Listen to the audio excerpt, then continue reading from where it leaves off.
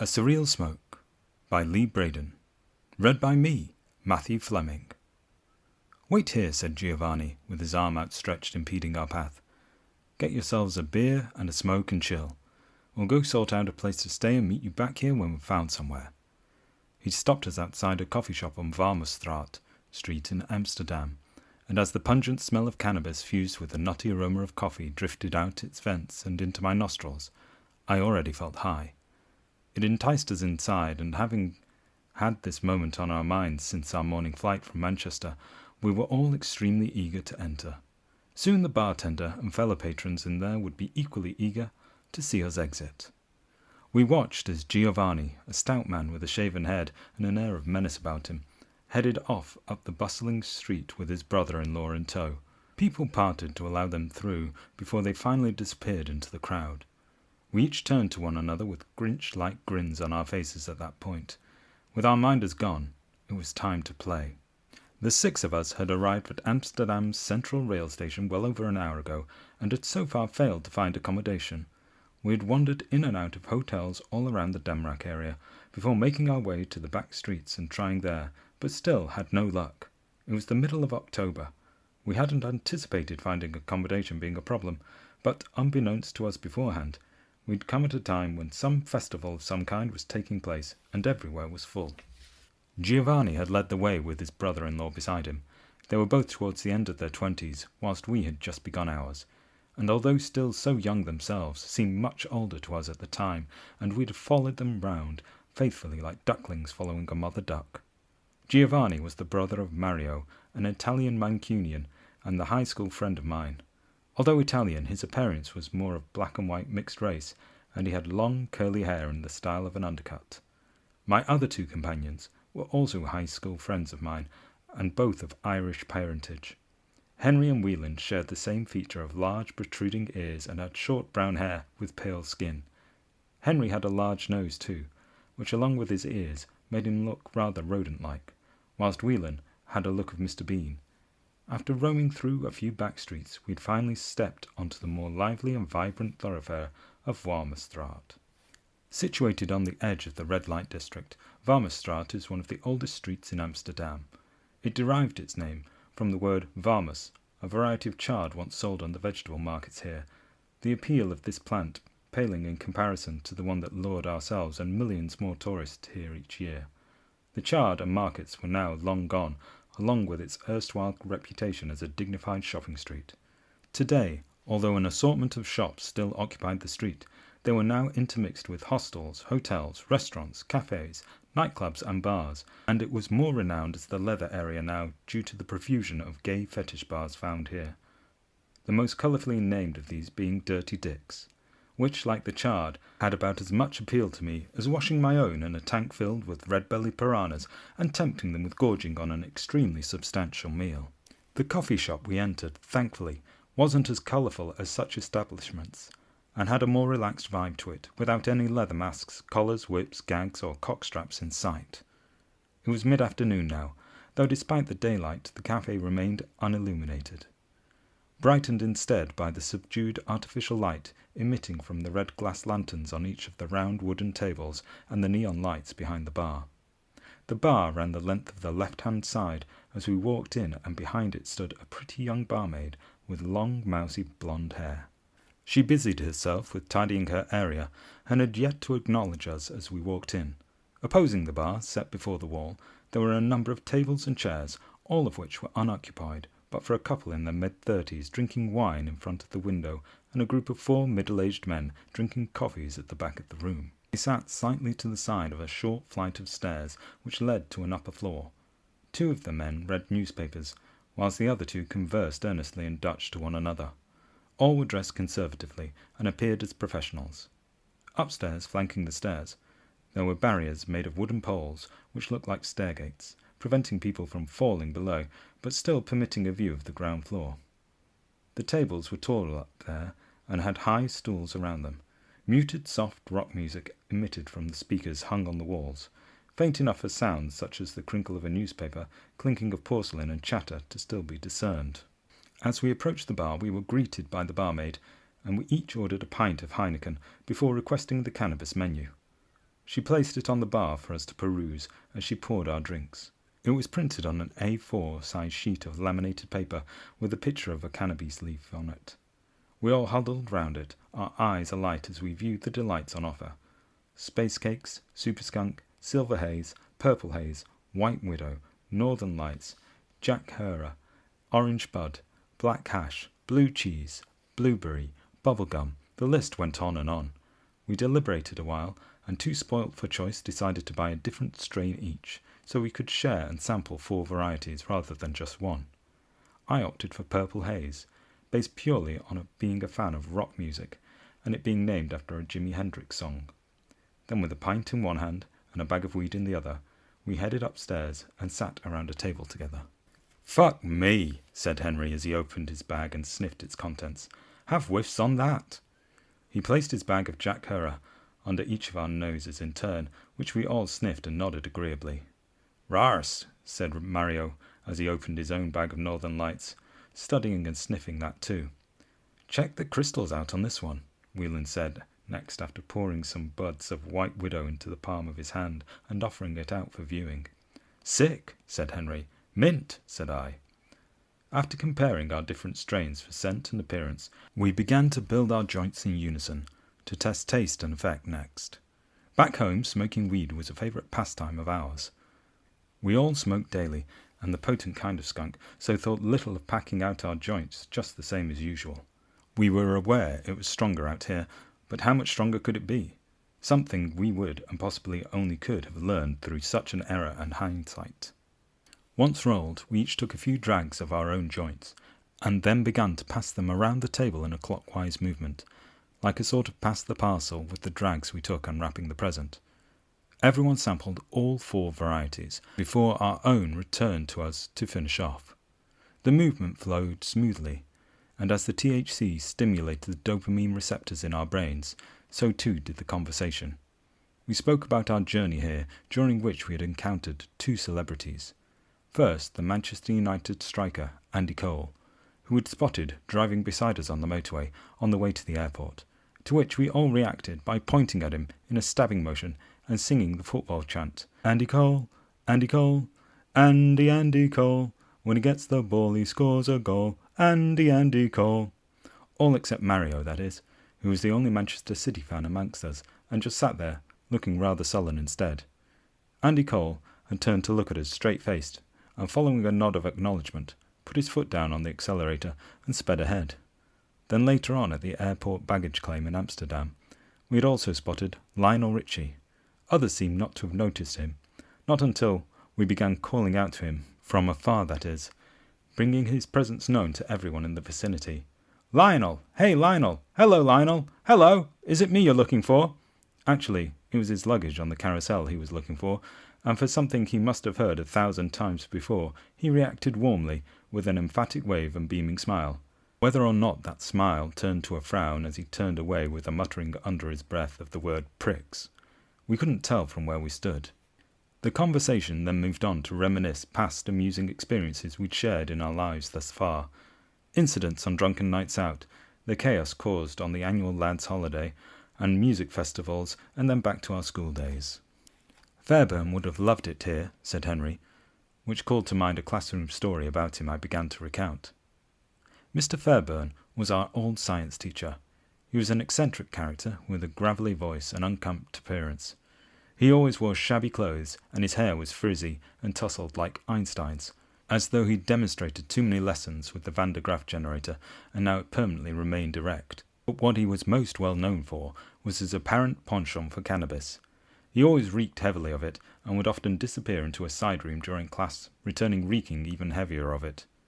One day, during our dinner break, a mate of mine had told me if I uncoiled a paperclip and placed it in a certain position in a plug socket, when I turned it on again, it would cut off the whole electricity supply for the school, and we could all go home early. I had a lesson with Fairburn next, and decided to put it into practice there.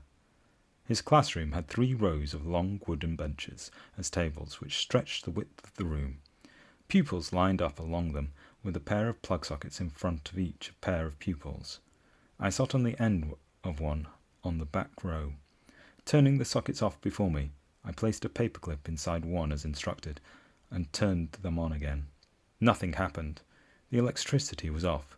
Fairbairn's lessons would usually consist of some teaching, followed by playing on the computers, whilst he disappeared into his side room. Everything was in place. I just had to wait for the moment. "Okay," said Fairbairn, indicating the end of the lesson. "Enough work for today. Time to play on the computers." He walked over to an electrical lever in the corner of the room beside the blackboard, and with his back turned to us, pushed it up.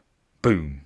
The plug socket exploded with a loud bang, and as little fireballs of steel shot out, landing on the bench before me and my classmate Rich, we both shot backwards in our seats. "What was that?" Fairbairn asked sharply, as he swiftly turned round, his head darting round the room like a dog sniffing the air until he spotted a plume of smoke rise above us. He strode across the front and up the side of the classroom on his tiptoes, peering over the class all the way. Then when he reached us, he leaned his body over the bench with his palms pressed flat on top. "What have you put inside it?" he asked, as his head turned to look between us and the plug socket with a flustered expression. "Nothing, sir," I said. "Just tell me what you put inside it, and I can fix it." "I haven't touched it, sir, honest." Fairbairn looked between us and the blackened plug socket a couple of times more before his eyes settled on the bench, and in particular the craters that had been created on it by the still smouldering fireballs sat inside them. "Right!" he snapped before storming off into his side room at the back of the class, perhaps to have a few tokes to compose himself and reflect on what just happened. In the meantime, I gazed out the first floor window from my seat, which had a view of most of the school. Despite electrical equipment flashing on and off during the explosion in the classroom, I could see the power remained elsewhere. The plan hadn't worked. We had only cut the power in Fairbairn's room. We wouldn't be going home early. "Right," repeated Fairbairn on his return into the room. This time he was addressing the whole class. Everyone turned round to look at him. He still appeared far from composed. He was brandishing a diary in his hand, and his red eyes were as wild as his hair. "No more computer games for you lot," he snarled, as though the loss of electricity hadn't already put an end to that anyway. "All you'll be doing for the rest of the lesson and the next 3 weeks is notes." He started with me and Rich. "Look," he yelled, opening up his diary in front of us and flipping through the pages for the next 3 weeks, pointing out the diary entries for our lessons, which all had notes, notes, notes scribbled on them.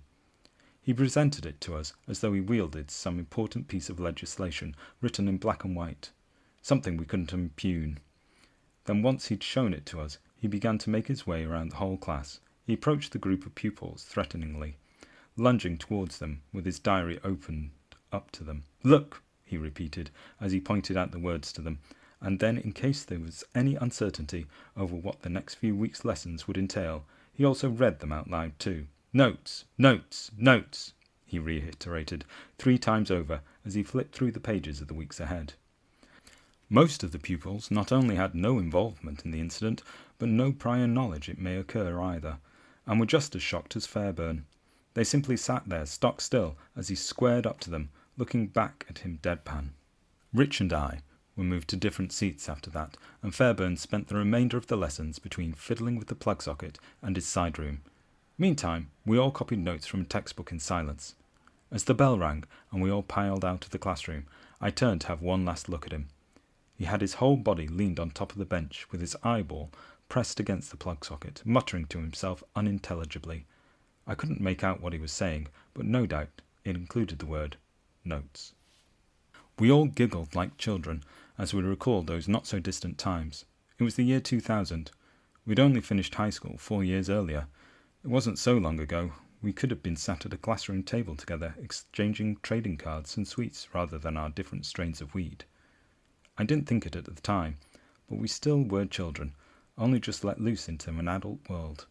These were some of the most intoxicating times in our lives. We all felt it, and to be somewhere more liberal than anywhere we'd been before only unbridled that feeling further still. Unlike the youth of today, who seem to want to publicise their pot smoking on high streets and tram stations, striving for mobster status, but really only attaining idiot status once their product was taken to be given a fine, we kept our pot smoking private. We smoke at home, in parks or back alleys, out of public view. We had no interest in gesturing our defiance of the law. For one thing, we felt we'd committed no offence anyhow. We simply wished to smoke in peace, to live without the shackles of such laws, and to be free to choose. Here we could, at least as far as the law on cannabis was concerned, and to be in a place where we could openly smoke without harassment was a very liberating and consequently joyous experience to us, which reflected in the atmosphere. Everyone was in such high spirits, so alert and so absorbed in the moment, and the conversation remained stimulating, with no one dominating or failing to contribute. Then somewhere down the line things took a turn as the dark side of weed took over. I don't know how it happened. Probably a short period of silence had triggered it, but at some point we each entered our own internal worlds, oblivious to the one we shared and others present around us. I became transfixed in an intense dreamlike state, focused on the light of the candle contained within a red glass at the centre of the circular table, as though that had become an omniscient source teaching me the truth. I listened intently and found reason in the illusion, seeming to discover all the answers that had escaped me in reality, only to lose them soon afterwards. Overloaded with information I was unable to retain.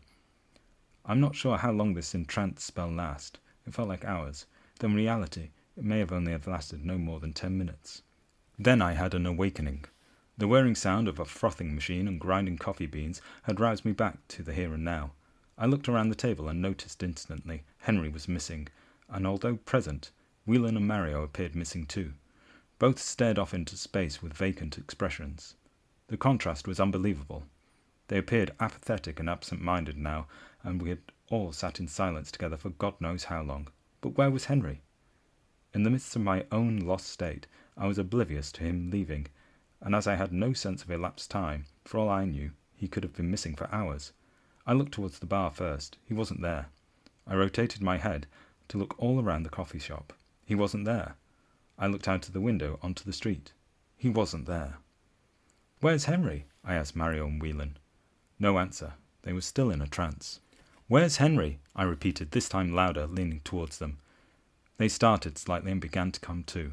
"Huh?" said Whelan. "Henry, he's not here. Where is he?" "Dunno," Whelan replied indifferently after a long pause. I looked towards Mario. He still appeared to be figuring out where he was himself, and even once he'd managed that, it was clear he wouldn't have a clue to Henry's whereabouts. So I decided not to bother, and started to search for him instead. The toilet seemed the most logical place to check first, so stepping unsteadily down from my high stool, I headed towards an open doorway to the side of us. Once there, standing atop a small flight of stairs which led down to the toilet, I was stunned still by what I saw. Below me, at the bottom of the stairs, there were spots of blood spattered all over the white tiled floor. I was horrified.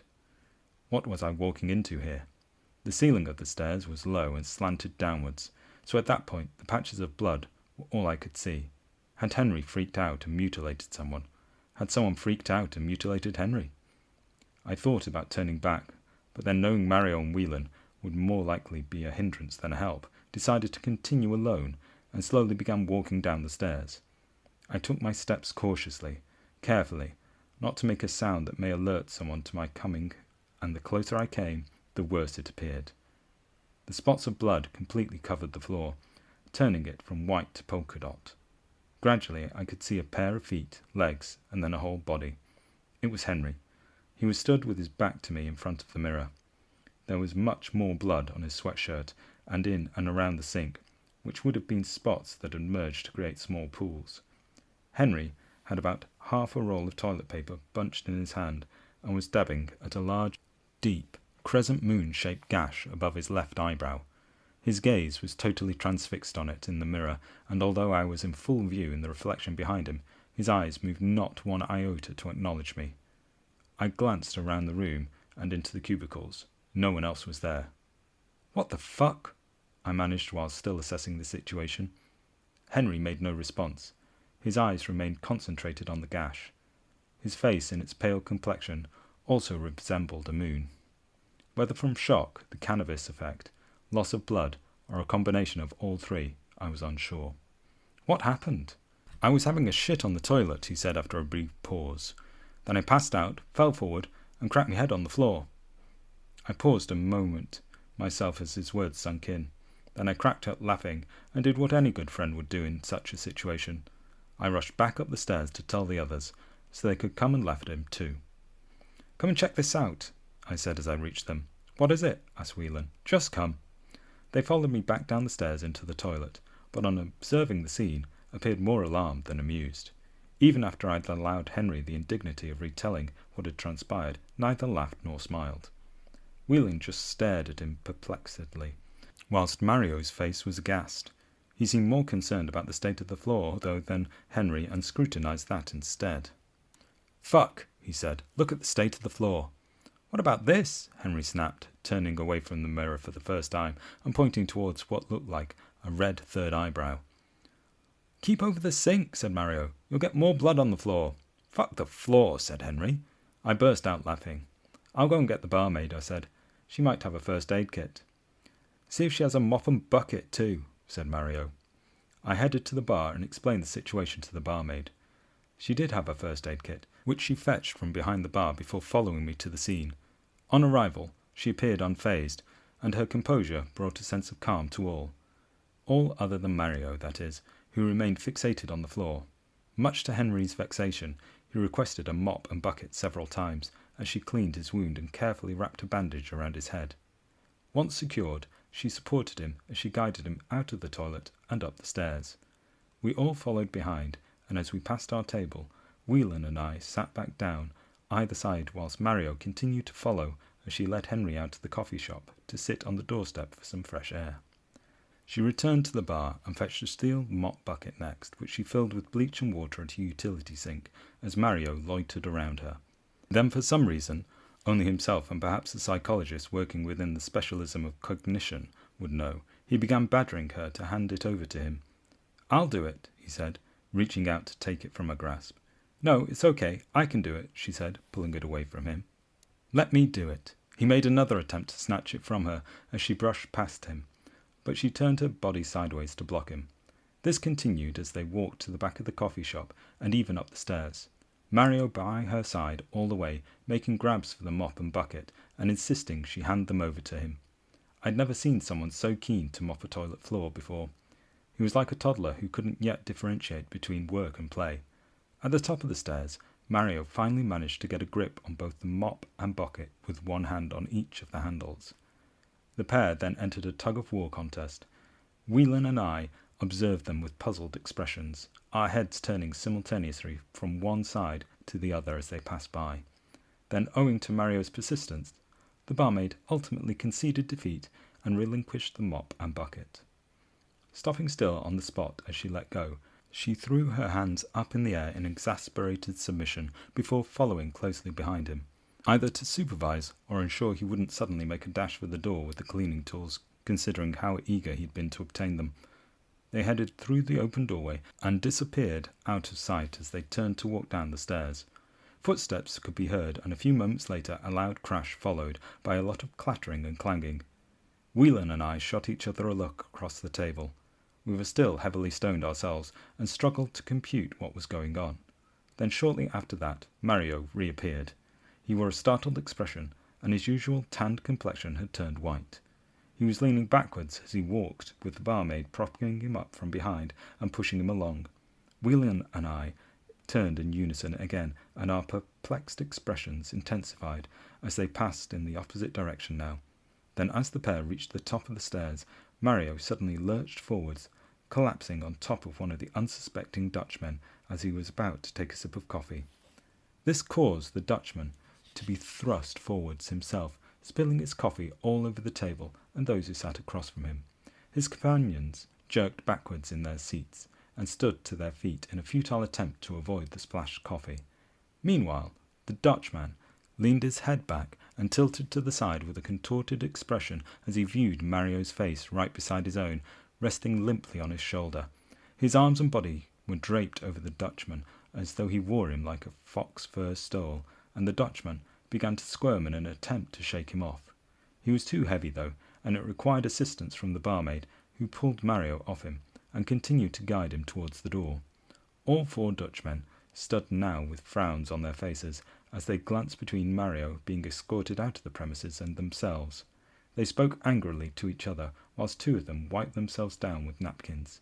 The barmaid sat Mario down on the naughty step beside Henry and returned to the bar, shaking her head with a huff.